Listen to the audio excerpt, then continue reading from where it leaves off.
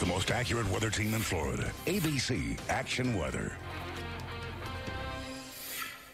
How you doing, everybody? Here's a look at Titan Doppler radar, and we continue to see scattered showers and thunderstorms across the area, and that motion will continue to move out of the picture. In other words, this evening, skies should be partly cloudy, looking good for the game. All of the storms should be over on the east side of our viewing area. Now, this is not Danny. This will likely become Erica. So as we continue to look at the tropics, there is certainly a major issue over the next several weeks if history is correct, because September 10th is the peak of the Atlantic Hurricane Center traditionally. Nevertheless, Bill Logan, as we look back over this date in history, we continue to watch the tropics, and Bill gives us a better idea not only of what's been happening of late, but this day in particular, Bill, because obviously this was a huge day in terms of weather history and hurricanes for the state of Florida. That's right. 23 years ago today, you know what happened. South Florida changed everything. This is when Andrew hit. It was the first storm of the year, and it finally got everyone in South Florida to say, hey, a big one could hit here. And it changed all of our minds because we saw that there could be very devastating effects from a hurricane. Also, about 10 years ago, I was reporting from the Gulf Coast of Mississippi as another storm, one named Katrina, left a truly lasting impression.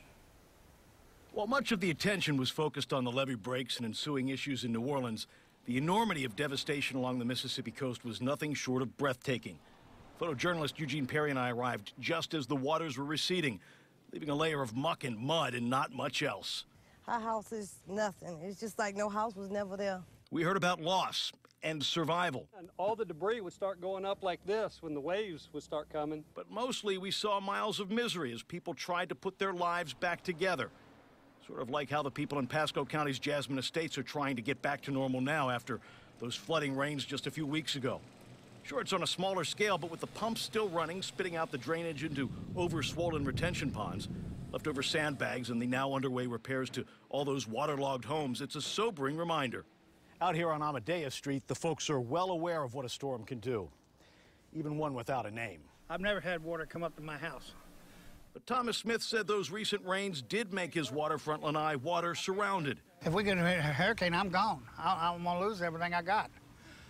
And I've worked all my life for it. He says lessons learned this time around should be heeded by local leaders before he has to deal with the addition of high winds and storm surge, because the flooding here overwhelmed everyone. These counties got to address this. They got to do something. If they don't, I don't know what the people's really going to do. I really don't. Thomas says he is going to attend a meeting on Thursday where Pasco officials are going to try and explain the steps they're going to take to help address those drainage issues. He's hopeful they can give him some hope, but he's not counting on it.